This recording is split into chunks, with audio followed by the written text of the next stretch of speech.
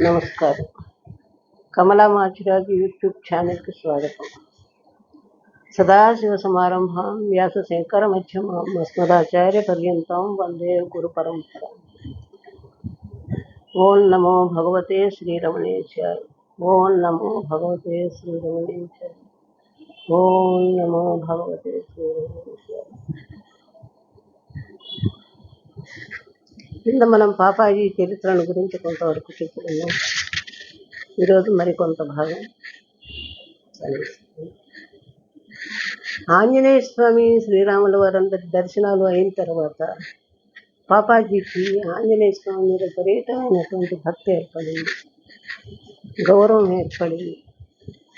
ఎట్లాగైనా సరే అయోధ్య విడిచిన తర్వాత సీతారాములు దర్శించినటువంటి చిత్రకూట పర్వతానికి వెళ్ళాలనేటటువంటి కోరిక ప్రగాఢంగా కలిగి ఆయన ఆఫీసుకి సెలవు పెట్టి, అప్పటికే ఆయనకు 32 సంవత్సరాలు ఉద్యోగం చేస్తూనే ఉండేవారు. ఆఫీస్ వదిలేసి సెలవు పెట్టేసేసి ఆయన చిత్రకూట పర్వతం దగ్గరికి వెళ్ళారన్నమాట.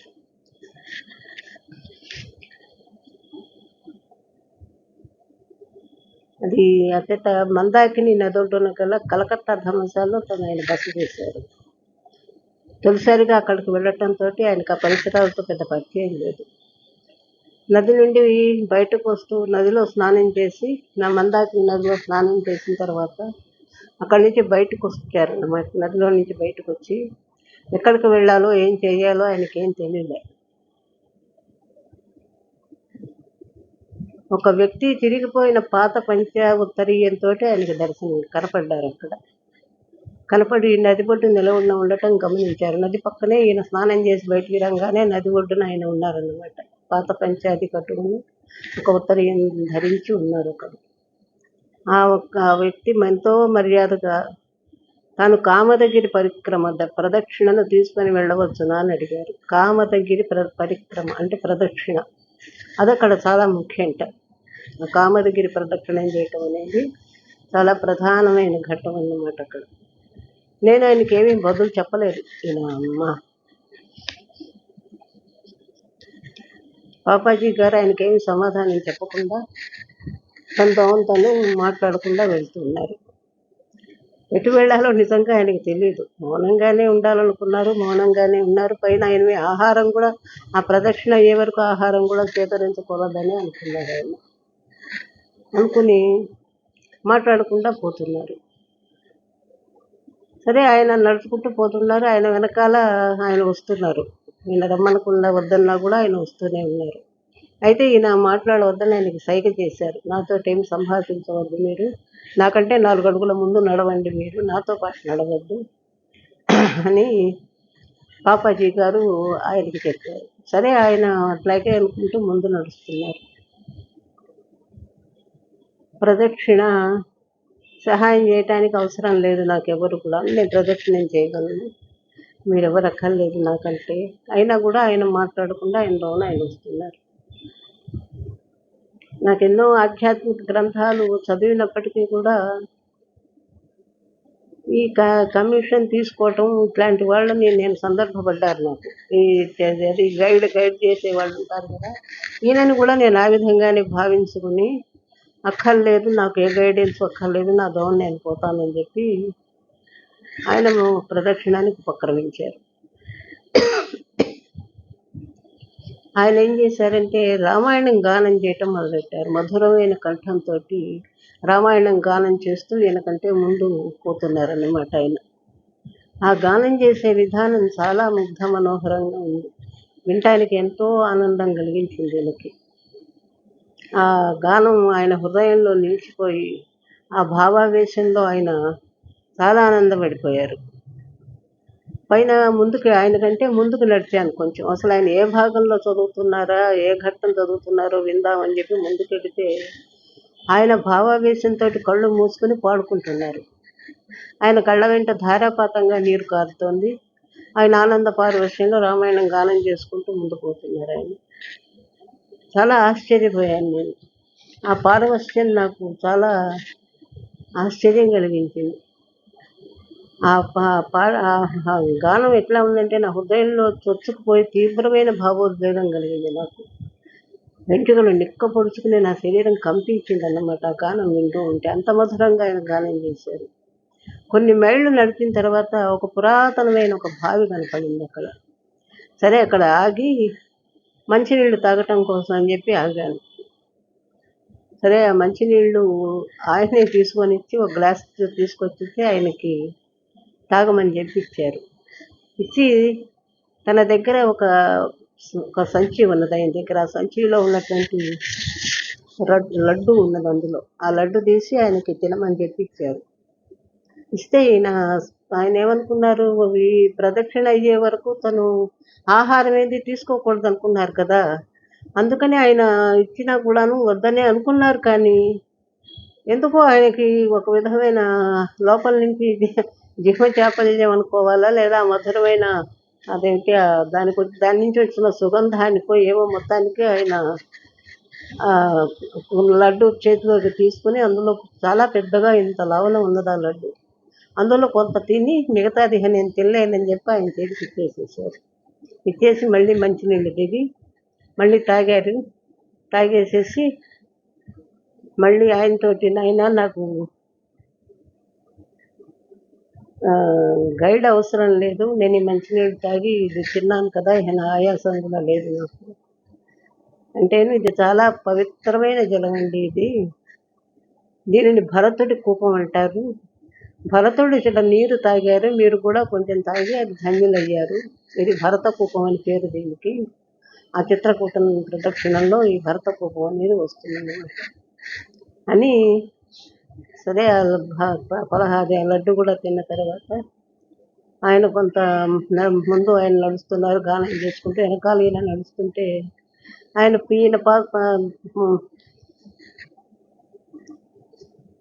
పాపాజీ గారి పాదంలో ఒక ముళ్ళు గుచ్చుకున్నది. ఇంతలా ఉన్న తుమ్మ ముళ్ళు ఒకటి గుచ్చుకుంటే ఆయనకి తీసుకోవటం కుదరటం లేదు, చేత కావటం లేదు దానికి. సరే ఆ ముందుకు ఆయన అపరిచిత వ్యక్తి ఉన్నాడు కదా ముందు, ఆయనే ఇంకొక ముళ్ళుతోటి ఈ ముళ్ళుని తీసేసేసి మళ్ళీ ముందుకు సాగారు ఇద్దరు కూడా.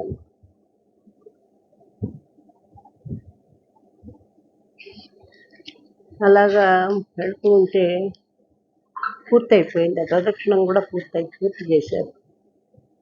ఆ మిఠాయి దుకాణం ఊళ్ళోకి వచ్చిన తర్వాత ఒక మిఠాయి దుకాణం దగ్గర ఆగి 2 కిలోల మిఠాయి తీసుకుని నేను దానిలో ఒక 50 రూపాయల నోటు అక్కడ దానిలో గుచ్చి ఆయన పాదాల దగ్గర పెట్టి కృతజ్ఞతగా ఆయనకి ఇద్దామని చెప్పి ఇస్తూ ఉంటే ఆయన నాకు అలాంటి వద్దండి, నేను తీసుకోను, ఇక్కడికి వచ్చిన వాళ్ళకి ఈ విధంగా సహాయం చేయటం అనేది నేను నా ధర్మంగా భావిస్తాను, అది నాకు చాలా ఆనందకరమైన విషయం, నేనేం తీసుకోనట్లా అని చెప్పి ఆయన దాన్ని తీసుకోకపోతే నాకేమనుకున్నారంటే తను ఇచ్చిన డబ్బు ఆయనకి చాలలేదేమో అనుకుని తర్వాత ఆలోచించి ఈ ప్రదక్షిణానికి సహాయం చేసినందుకు నేను ఆయన అడగలేదు అసలు. కానీ ఆయనంతటా ఆయనే వచ్చారు. కమ్మగా రామాయణ గానం వినిపించినందుకు కానీ నేను ఇవి ఆయనకి ఇస్తున్నాను.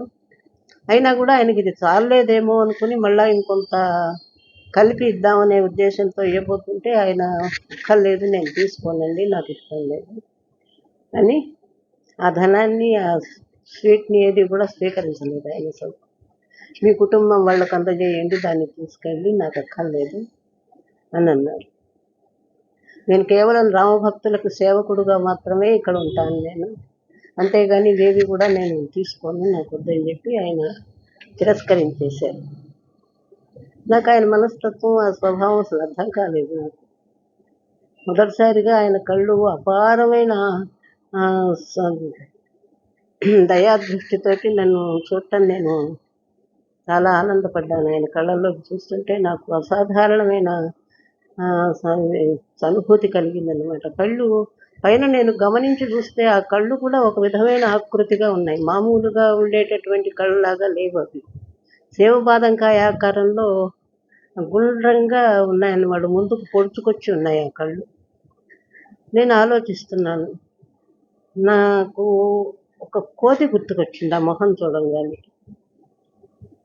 కోతి గుర్తుకొచ్చి నేను ఆలోచిస్తూ ఉండగానే ఆయన వెంటనే కొంపతీసి నన్నేమన్నా ఆంజనేయ స్వామి అనుకుంటున్నారా మీరు అన్నాడు. అనేటప్పటికి తలెత్తి చూసేటప్పటికి ఆయన ఒక్కసారి ఒక రౌండ్గా గిర్రని తిరిగి అదృశ్యం అయిపోయారు. అయిపోయేటప్పటికి చాలా ఆనందపడిపోయి అసలు ఆ పారవశ్యంలో ఎంతోసేపు అక్కడ సమాధిలో కూర్చుండిపోయారన్నమాట. ఆ సంతోషం ఆనందం ఆయన సామాన్యంగా అనుభవించారు. స్వామి దర్శనం అయింది కదా ఆయనకి, సాక్షాత్తు దర్శనం జరిగింది. ఆయన ఆనందంతో అక్కడ ఎంతోసేపు కూర్చునిపోయి అక్కడి నుంచి మద్రాసులో శ్రీరాముడు సీతమ్మను మా ఇంటికి తీసుకుని వచ్చిన తర్వాతంతా కూడా నేను ఇంకా ఆనందంతో గుర్తు చేసుకుంటూ చాలా ఆనందపడి చప్పట్లు కొట్టుతూ ఆనందంతో నేను నృత్యం చేశాను. దాదాపు అక్కడ నేను ఆ రాత్రంతా కూడా నాకు నిద్ర పట్టలేదు అసలు. తర్వాత అక్కడి నుంచి చిత్రకూట్లోని చిత్రఘాట్ వద్దకు రామాయణం వినడం కొరకై మహాత్ములు చాలా మంది వస్తూ ఉంటారు అక్కడికి. తులసీదాసు రామాయణం రచించింది కూడా అక్కడ చిత్రకూట పర్వతం దగ్గరే. అది వినటానికి రోజు అక్కడికి ఆయన రామాయణ గానం చేస్తారు అనేటటువంటి చాలా మందికి అక్కడ నమ్మకంట. తులసీదాస్ గారే వచ్చి అక్కడ రామాయణ గానం చేస్తారు అని. సరే, మొత్తానికి అక్కడ రోజు కూడాను రామాయణ గానం జరుగుతూ ఉంటుంది. వినటానికి చాలా మంది వస్తూ ఉంటారు. అక్కడే సీతమ్మ వంటశాల, ఒక తులసి ఘాటు అన్నీ ఉన్నాయట చిత్రకూటం దగ్గర.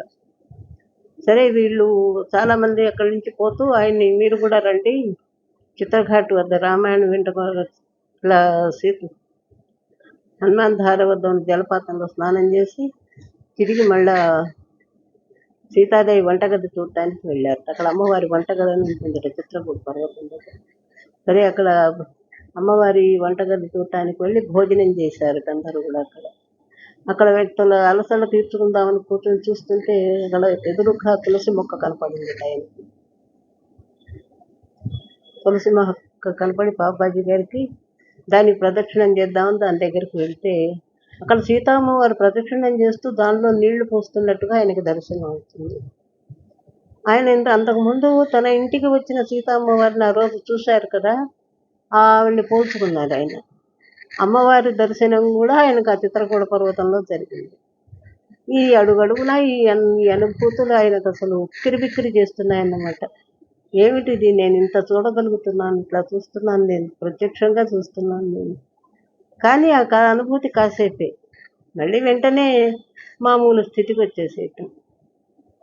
ఆయనకి సీతారామ లక్ష్మణ ఆంజనేయ స్వామి దర్శనం కలగటంతో ఆయన తన జన్మ ధన్యం అయిపోయిందని అనుకున్నారు ఆయన. ఎంతగా ప్రయత్నించినా ఇక ఆ తర్వాత ఆయన మళ్ళా ధ్యానం చేయటం కానీ, కృష్ణ ధ్యానం కానీ, రామధ్యానం కానీ ఏది చేద్దామన్నా కూడా ఇక ఆయన వల్ల కాలేదు అసలు. ఎప్పుడూ ఆనంద పారవశ్యంలో వాళ్ళు కనపడటంతో ఆయనకేమిటో ఒక విధమైన ఇంకా మళ్ళీ వాళ్ళు ధ్యాన తపస్సు ఇట్లాంటివి ఏవి కూడా ఆయన మళ్ళీ పెట్టుకోలేదన్నమాట. పెట్టుకోకుండా ఎట్లా నాకు ఈ దర్శనాలు శాశ్వతంగా నిలబడాలి, నాకు ఈ దర్శనమే నాకు ఆయన ప్రత్యక్షంగా అక్కడ ఉండి నాతో మాట్లాడాలి, స్వామి భగవంతుడు నాతో మాట్లాడాలి. ఈ రకమైన తపన అంతకంతకీ పెరిగిందే తప్పితే తగ్గలేదు ఆయనకి. జపం ఎంత చేద్దామన్నా కూడా ఆయన వల్ల కాలే. జపం చేయటం అనేది ఆయన సాధ్యం కాలేదు అసలు.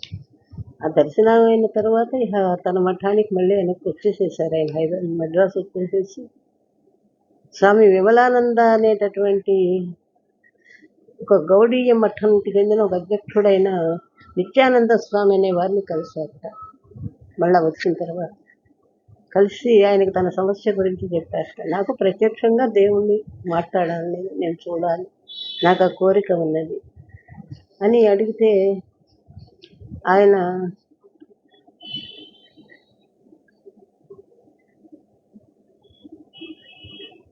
ఏమీ దాని గురించి సమాధానం చెప్పలేదు, వెళ్ళిపోయినారు.